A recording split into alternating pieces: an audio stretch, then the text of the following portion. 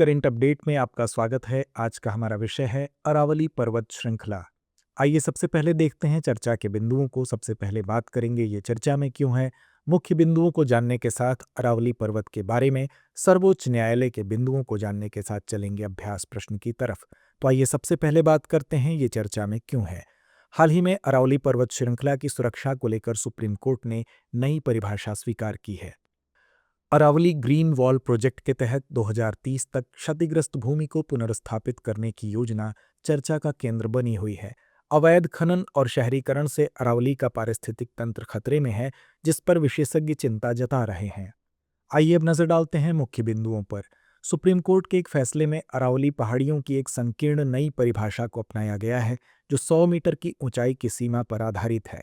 इस कदम से पर्वत श्रृंखला के 90% से अधिक हिस्से को संरक्षण से बाहर कर दिया जाएगा, जिससे बड़े पैमाने पर खनन संभव हो सकेगा।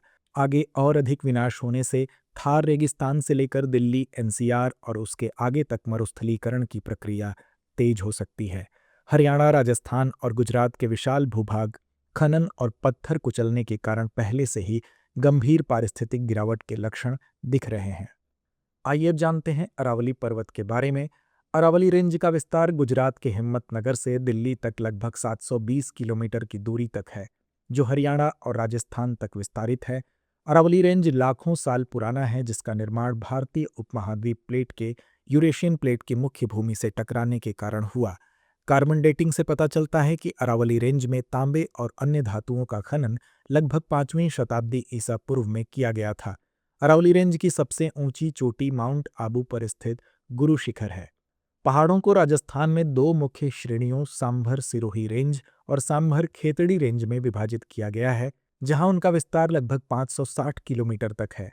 दिल्ली से लेकर हरिद्वार तक फैले अरावली का अदृश्य भाग गंगा और सिंधु नदियों के जल के बीच एक विभाजन बनाता है। आइए अब नजर डालते हैं सर्वोच्च न्यायालय के मुख्य बिंदुओं पर।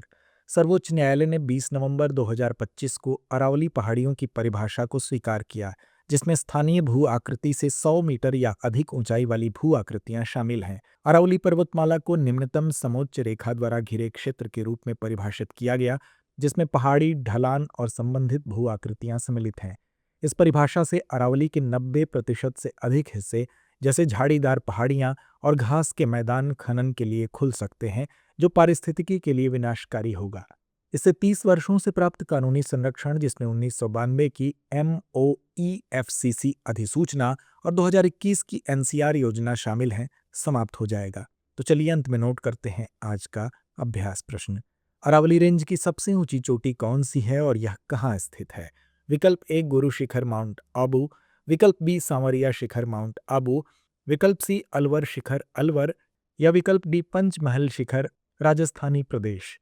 तो इस प्रश्न का जवाब कमेंट बॉक्स में देना ना भूलें। धन्यवाद। Introducing Drishti IAS Everyday Wear, the casual jacket and the polo neck t-shirt, perfect for everyday and casual wear. Shop now on the Drishti Learning app and Flipkart. Buy link in the description. अब exam की तैयारी को और बेहतर करने के लिए हमारे चैनल को लाइक, शेयर और सब्सक्राइब करना ना भूलें।